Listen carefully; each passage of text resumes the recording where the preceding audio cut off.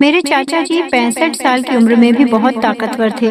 वह थे तो 65 साल के, लेकिन अभी भी वह नौजवान की तरह ही तंदुरुस्त दिखते थे। वह चाची से बेहद प्यार करते थे और चाची को हमेशा खुश रखते थे। लेकिन जब रात हुई तो चाची के कमरे से अजीब अजीब से आवाजें आने लगी। फिर मैंने देखा कि चाची कमरे से निकलने के बाद वह लंगड़ा कर चल रही है। मुझे तो चाची की ऐसी हालत देखकर बहुत ही हैरानी होती थी। मैं सोचती थी कि चाचा जी ऐसा क्या करते हैं जो चाची इस तरह लंगड़ा कर चल रही है। एक दिन चाची की तबीयत खराब हो गई तो चाची ने कहा कि बहू तुम अपने चाचा को दूध दे आना। थोड़ी देर बाद जब चाची सो गई तो मैं चाची की तरह ही अपना हुलिया बनाकर चाचा जी को दूध देने चली गई। जैसे ही मैंने दूध का गिलास रखकर पीछे मुड़ी तो चाचा जी मेरा हाथ पकड़कर अपने ऊपर खींच लिया और चाची समझकर पूरी रात मेरा नाम प्रीति है और मैं एक मिडिल क्लास फैमिली से ताल्लुक रखती हूँ। मैं देखने काफी सुंदर हूँ और अभी 18 साल की हूँ।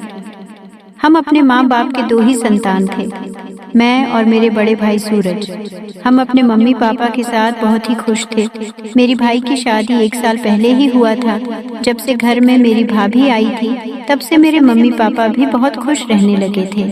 मेरी भाभी बहुत ही अच्छी थी। मेरे भाई और भाभी में बहुत प्यार था।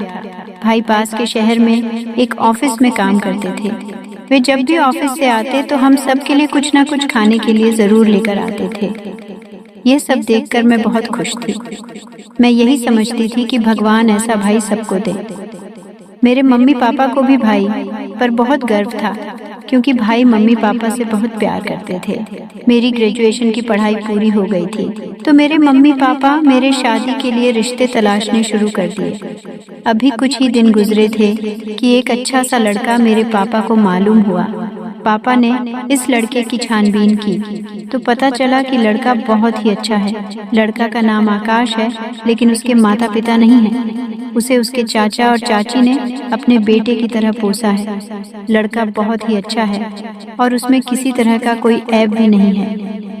जैसे ही मैंने शादी की बात सुनी तो मेरे मन में कई सारे सपने आने लगे। मैं दुनिया भर के ख्वाब देखने लगी थी। मैं जवान और खूबसूरत थी, इसलिए मेरे अंदर एक लड़का और लड़की के बीच की भावनाएं काफी अच्छे से समझ आती थी। पापा ने सोचा कि परिवार अच्छा है तो देर नहीं करनी चाहिए, इसलिए मेरे पापा ने झट से शादी तय कर दी और 15 दिनों में ही शादी होकर मैं अपने ससुराल आ गई। ससुराल में मेरे पति के चाचा और चाची भी मुझे देखकर बहुत खुश थे। सारी रस्में खत्म होने के बाद मुझे कमरे में भेज दिया गया। धीरे धीरे वक्त गुजरा और रात हो गई। मैं अपने सुहाग के सेज पर बैठी अपने पति का इंतजार कर रही थी। उस वक्त मेरा मन बहुत ही बेचैन हो रहा था क्योंकि सुहाग रात का तो मैंने बहुत नाम सुना था। यह शादी की एक यादगार दिन होती है। मैं यही सब सोचकर घबरा भी रही थी। थोड़ी ही देर में आकाश मेरे कमरे में आए और आकार मेरे पास बैठ गए। वह कहने लगे, प्रीति, मैं बहुत ही खुश हूँ कि तुम्हारे जैसा मुझे जीवन साथी मिला। पता है प्रीति, जब मेरे माँ बाप का 2 साल पहले एक दुर्घटना में मौत हो गया तब से मुझे मेरे चाचा और चाची ने ही पाल पोस कर बड़ा किया है। मैं चुपचाप उनकी बातों को सुन रही थी। फिर मैंने कहा कि आपके चाचा चाची की अपने कोई बच्चे नहीं हैं क्या? तब मेरे पति आकाश कहने लगे कि मेरे चाची को बहुत दिनों तक कोई बच्चा नहीं हुआ, लेकिन जब चाचा जी चाची की बहुत इलाज करवाएं तब कई साल के बाद वह प्रेग्नेंट हुई। लेकिन जब बच्चा होने का समय आया तो चाची की अचानक बीमार हो गई। चाचा फौरन चाची को पास वाले गांव के अस्पताल में लेकर गए तो चाची को देखने के बाद डॉक्टर ने कहा कि दोनों में से किसी एक को ही बचाया जा सकता है। उस वक्त चाचा को कुछ समझ नहीं आया तो उन्होंने कह दिया कि चाची को किसी तरह बचा ले। उस वक्त चाची की जान तो बच गई, लेकिन डॉक्टर ने कह दिया कि वह अब कभी मां नहीं बन सकती। यह सुनकर चाची और चाचा बहुत बड़ी सदमे में चले गए। इस सदमे से मेरे चाचा और चाची काफी दिनों तक नहीं निकल पाए। फिर कुछ दिन बाद मेरे मम्मी पापा का एक दुर्घटना में मौत हो गई। तब से वह मुझे अपने बेटे की तरह ही प्यार दिया। मैं जितना भी कर लूं, लेकिन मैं अपने चाचा चाची का एहसान कभी नहीं भूल सकता। इतना कहते कहते मेरे पति आकाश की आंखों में आंसू आ गए और वह बहुत दुखी लग रहे थे। फिर मैंने कहा कि आप इतना परेशान मत हो, ये मैं भी उनका बहुत ही अच्छे से ख्याल रखूंगी। उस वक्त उनके इस बातों से ज्यादा मुझे अपनी जज्बात का ख्याल आ रहा था। मैंने अपने पति का हाथ पकड़ा और फिर कहा कि अभी सब बातों में रात गुजारना है। क्या आज हमारी शादी की पहली रात है? इतना कहते ही वह मेरा हाथ पकड़े और मुझे अपने बाहों में भर लिए। और फिर मैं भी तो इसी पल का इंतजार कर रही थी। जैसे थोड़ी देर हुई कि आकाश थककर मुझसे दूर हो गए। वह 10 मिनट भी ठीक से नहीं टिक पाए। यह सब देखकर मैं अंदर ही अंदर जलने लगी। मैंने कितने सपने देखे थे और कितने अरमान सजाए हुए थे, लेकिन मेरे उन सब अरमानों पर पानी फिर गया था। आकाश मुझे वह सब नहीं दे पाए जो एक पत्नी को अपने पति से चाहिए होता है। आकाश फौरन ही गहरी नींद में चले गए, लेकिन मैं एक प्यासी मछली की तरह बिस्तर पर करवट बदलती रही। इसी कसमाकश में कब सुबह हो गई, पता ही नहीं चला। मैं सुबह ही उठकर फ्रेश होने के लिए चली गई।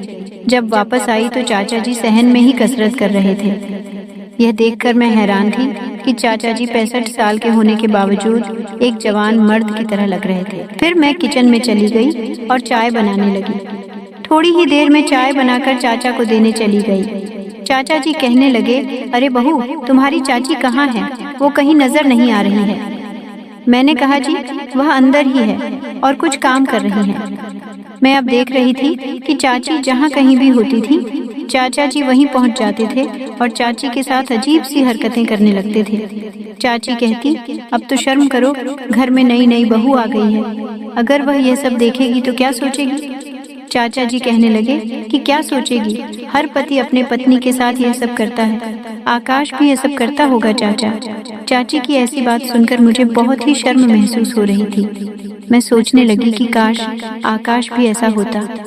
ऐसे ही 15 दिन गुजर गए और फिर एक रात जब मैं चाचा चाची के कमरे से गुजर रही थी तो मैंने चाची की अजीब अजीब चीखों की आवाजें सुनाई देने लगी। ऐसी आवाज सुनकर मैं अपने आप पर काबू नहीं कर पाई और उनके कमरे की खिड़की के पास जाकर देखने लगी, लेकिन वहां पर कुछ दिखाई नहीं दे रहा था।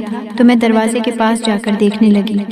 तभी हल्की सी रोशनी में मैंने ऐसा कुछ देखा जिससे मुझे अपने आप पर काबू कर पाना मुश्किल होने लगा था। मैं किसी तरह वहां से अपने आप पर काबू पाते हुए अपने कमरे में चली गई और मैं भी मेरे पति को भड़काने लगी, लेकिन वह सुहागरात को इतना थक गया था कि गहरी नींद में था। उसे कुछ फर्क ही नहीं पड़ा और मैं निराश होकर किसी तरह मैं बिस्तर पर करवट बदलते बदलते सो गई। जब सुबह के 9 बजे तो मेरे पति अपने ऑफिस के लिए जाने लगे। उनकी छुट्टी अब खत्म हो गई थी। दरअसल मेरे पति आकाश दूसरे गांव में रहकर अपनी नौकरी करता था। वह घर महीने के रविवार के दिन ही आता था। मैं किचन में जाकर उसके लिए नाश्ता बनाया और थोड़ी देर के बाद वह नाश्ता करके अपने ऑफिस पर चले गए। मैं यूं ही अपना निराशा भरा चेहरा लेकर अपने कमरे में चली गई, लेकिन मुझे रात वाला वह मंजर मेरे दिमाग में घूमने लगा था। मैं यह सोचने लगी कि चाची कितनी खुशकिस्मत वाली है जो अभी तक चाचा जी इस कदर प्यार करते हैं। एक मेरा पति है जिसके प्यार के लिए मुझे तरसना पड़ता है। वह मुझे कभी भी संतुष्ट नहीं कर पाता है, पता नहीं क्यों। अब तो ऐसे ही दिन कट रहे थे। चाची जब भी सुबह उठती तो उनके मुंह से बस यही निकलता कि कब यह मेरी जान छोड़ेगा। मैं तो इससे तंग आ गई हूँ। पूरा दिन खेत में काम करता है, फिर भी कभी यह थकते भी हैं या नहीं। वह हमेशा ही अपनी कमर को पकड़कर कहती रहती कि यह कमर का दर्द कब ठीक होगा। चाची की ऐसी बातें सुनकर मैं भी हैरान रह जाती कि आखिर चाचा जी ऐसा क्या करते हैं जो चाची ऐसी बातें करती रहती हैं। अगली रात फिर से चाची के कमरे से वही आवाजें आने लगी। फिर मैं अपने आप पर काबू नहीं कर पाई और उसी खिड़की के पास जाकर उनके कमरे में झांक कर देखने लगी। फिर से वही मंजर मेरे आंखों के सामने था, जिसे देखकर ही मैं बेकाबू होने लगी थी। फिर मैं सोचने लगी कि मुझे कब ऐसा दिन देखने को मिलेगा। फिर मैं उदास होकर अपने कमरे में वापस आ गई। कमरे में आकर मैं यह सोचने लगी कि कहीं यह बात चाचा जी को पता चल गई तो हो सकता है कि उनको बहुत बुरा लगेगा। यही सोचकर मैं कई दिनों तक वह सब देखना बंद कर दिया था। एक दिन चाची बहुत ही बीमार थी। वह अपना सर पकड़कर यही कहे जा रही थी कि मेरी तबीयत खराब है, लेकिन उसे इन सब से कोई मतलब नहीं है। उसे तो बस अपनी खुशी पूरी करनी है। रात को चाची ने मुझसे कहा कि बहू, आज मैं बहुत बीमार हूँ, इसलिए मैं उसके कमरे नहीं जाऊंगी। तुम्हारे चाचा को कॉफी पीने की आदत है, आज तुम ही कॉफी दे आना। इतना सुनने के बाद वह वाला मंजर मेरे आंखों के सामने घूमने लगा था। चाची कमरे में जाकर सो गई और मैं कॉफी का गिलास लेकर चाचा जी के कमरे में जाने लगी। उस वक्त चाचा जी के कमरे में हल्की रोशनी वाली लाइट जल रही थी। जब मैं दरवाजे पर पहुंची तो मेरे मन में कई तरह के ख्याल आने लगे। मैं अपना दुपट्टा सर पर रखकर घूंघट की तरह आगे गिरा लिया, क्योंकि चाची भी ऐसे ही घूंघट डाले रहती थी। उस वक्त मैं बिल्कुल चाची की तरह अपना बेस बना लिया और कमरे के अंदर चली गई। अंदर का नज़ारा बड़ा ही खौफनाक था। मैं कॉफी का ग्लास रखकर जैसे ही वापस आने लगी तो चाचा जी ने मेरा हाथ पकड़ लिया और अपने तरफ खींच लिया। मैं झट से अपना मुंह ढक लिया ताकि उन्हें नजर न आए कि मैं हूँ। फिर वो मेरे साथ वैसी हरकतें करने लगे जैसे चाची के साथ किया करते थे। फिर मैं भी अपने जज्बातों पर काबू ना कर सकी और वह सब होने लगा। फिर जब वह थक कर सो गए तो मैं उठकर अपने कमरे में चली गई। मैं आज बहुत खुश थी और यही सोच रही थी कि चाची की हालत ऐसा क्यों रहता है। इसका अंदाजा मुझे आज लग चुका था। मैं अपने बिस्तर पर लेट गई और कब मैं गहरी नींद की आगोश में चली गई मुझे पता ही नहीं चला। जब सुबह मेरी आंख खुली तो मैं बहुत ही अच्छा महसूस कर रही थी। रात वाला खुशी का तो मुझे ठिकाना ही नहीं था। मैं फ्रेश होने के लिए चली गई। थोड़ी देर में मैं बाहर आई तो मैंने देखा कि चाची को अभी भी तेज बुखार है। मैं उनके माथे पर कपड़े भिगोकर पोंछने लगी। तभी चाचा जी भी वहां आ गए। वह पूछने लगे कि बहू अब चाची की तबीयत कैसी है। मैंने कहा हाँ, अब कुछ ठीक है, बुखार भी थोड़ा कम हो गया है। उस वक्त मैंने महसूस किया कि चाचा जी मुझे गौर से देखे जा रहे थे। इससे पहले तो वह कभी इस तरह नहीं देखते थे। मैं घबरा गई कि कहीं रात वाली बात तो इनको पता नहीं चल गई कि चाची की जगह मैं थी। ये सब सोचकर मैं एकदम से सोच में पड़ गई। मुझे लगा कहीं यह बात चाचा जी को पता चल गई तो पता नहीं मेरे बारे में क्या सोचेंगे। जब रात हुई तो फिर से चाची जी कहने लगी कि बहू, जब तक मेरा तबीयत पूरी तरह ठीक नहीं हो जाता है तब तक मैं तुम्हारे चाचा के पास नहीं जाऊंगी, नहीं तो मेरी तबीयत और ज्यादा खराब हो जाएगी। इसलिए तुम चाचा को कॉफी दे आना, नहीं तो उसके लिए भी यहाँ तक आ जाएंगे। चाची की यह बात सुनकर तो जैसे मैं पूरी तरह खुश हो गई। मैं सोचने लगी कि क्यों न आज फिर से वह मजा लिया जाए। देर रात तक जब चाची सो गई तो मैं दूध लेकर चाचा जी के कमरे में चली गई। मैं जैसे ही दूध का गिलास रखकर पीछे मुड़ी तो चाचा जी मेरा हाथ पकड़ लिए और कहने लगे कि क्या हुआ बहू, ऐसे ही क्यों जा रही हो। चाचा जी के मुंह से ऐसी बात सुनकर तो मैं एकदम से घबरा गई और सच में पड़ गई कि कहीं रात वाली बात सच में उनको पता तो नहीं चल गई। मुझे लगा शायद मेरे साथ अब कोई अनहोनी होने वाला है, लेकिन चाचा जी कहने लगे कि मुझे पता है कि कल रात को भी चाची की जगह तुम थी। फिर मैंने चाचा जी से कहा कि अगर आपको मालूम था तो फिर मुझे कुछ कहा क्यों नहीं। चाचा जी कहने लगे कि बहू, मुझे पता है कि आकाश से तुम खुश नहीं हो। तुम भले ही यह बात मुझे मत बताओ, लेकिन मैं तुम्हारी तकलीफ को अच्छी तरह समझ सकता हूँ। देखो बहू, तुम इन सब की चिंता बिल्कुल भी मत करो। अगर तुम्हारा यही हाल रहेगा तब तुम माँ कैसे बनोगी। चाचा जी की ऐसी बातें सुनकर मैं बेफिक्र हो गई थी, लेकिन थोड़ा बहुत डर मेरे मन में था कि कहीं यह बात आकाश को और चाची को पता चली तब मेरा क्या हाल होगा। उस वक्त तो मैं उस सब बातों पर ध्यान नहीं दिया और चाचा जी के साथ अपनी खुशियां बांटने लगी। उस रात भी जब चाचा जी सो गए तो मैं अपने कमरे में आ गई। अब तो यह रात होने लगा था। मैं भी अब हर रोज खुश रहने लगी थी। चाचा जी भी जैसे हर रात को मेरा ही इंतजार में रहने लगे थे। इसी तरह से कई दिन गुजर गए और फिर एक दिन अचानक मेरे पति आकाश घर आ गए। उस दिन मैं बहुत ज्यादा खुश थी। जब रात हुई तो सभी खाना खाने के बाद अपने अपने कमरे में चले गए। मैं और मेरे पति भी अपने कमरे में चले गए। उस रात को मुझे महसूस हुआ कि आकाश अब पहले से बेहतर हो गए हैं, लेकिन उतना ज्यादा भी नहीं। फिर वह गहरी नींद में सो गए। इस कदर उनको सोया हुए देख मैं अंदर ही अंदर जलने लगी। फिर सोचने लगी कि चाचा जी के पास चली जाऊं, लेकिन आकाश थे। इस वजह से मैं किसी तरह अपने आप को समझाकर सो गई। सुबह हुई तो आकाश बोले कि मैं 3 दिन के लिए गांव जा रहा हूं। अब 3 बाद मैं वापस आऊंगा। यह बात सुनकर तो मैं बहुत खुश थी और फिर से रात का वह मंजर के बारे सोचने लगी। उस दिन बहुत ही मुश्किल से रात हुई। जब चाची सो गई तो मैं चाचा जी के कमरे में चली गई। उस रात को मैंने देखा कि चाचा जी बड़ी बेसब्र से मेरा इंतजार कर रहे थे। फिर मेरे जाते ही वह शुरू हो गए। उस रात भी मैं पूरी तरह संतुष्ट थी और खुश भी बहुत ज्यादा थी।